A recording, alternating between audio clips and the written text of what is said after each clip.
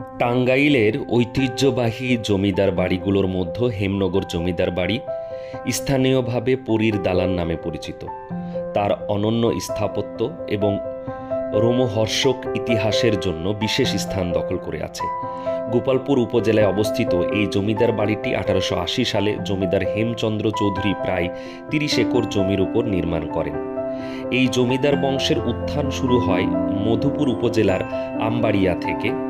1254 বাংলা সনে পদ্মলোচন রায় পুখুরিয়া পরগনার জমিদারি ক্রয়ের মাধ্যমে এই বংশের ভিত্তি স্থাপন করেন।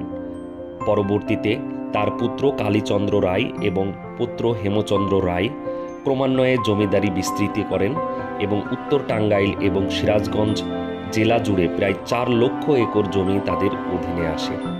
হেমচন্দ্র চৌধুরীর সময়ে নিকটবর্তী ধনবাড়ির মুসলিম জমিদার নওয়াব আলী চৌধুরীর সাথে বিরোধ উদ্ভব হয়। এই বিরোধের মূলে ছিল রাজচাকরি, প্রজাতন্ত্র, মৌজার সীমানা ইত্যাদি। দুই প্রতাপশালী জমিদারের মধ্যে এই বিরোধ ক্রমশ গভীর হতে থাকে। তবে 1880 সালে হেমচন্দ্র চৌধুরীর আমবাড়িয়া রাজবাড়ি ত্যাগ করে গোপালপুর উপজেলার সুবর্ণখালী গ্রামে নতুন রাজবাড়ি স্থাপন করেন।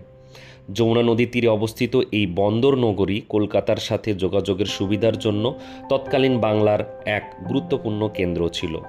কলকাতা থেকে আসা স্টিমার এবং বাণিজ্যিক জাহাজ এখানে ভিড় জমাত।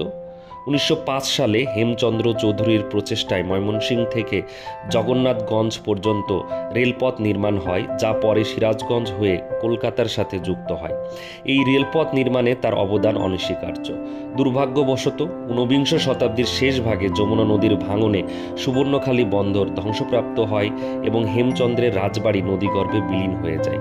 তিনি পরে 1890 সালে সিমলাপাড়া মৌজায় পরীর দালান নামে একটি নতুন দ্বিতল রাজপ্রাসাদ নির্মাণ করেন, যা বর্তমানে হেমনগর জমিদার বাড়ি নামে পরিচিত।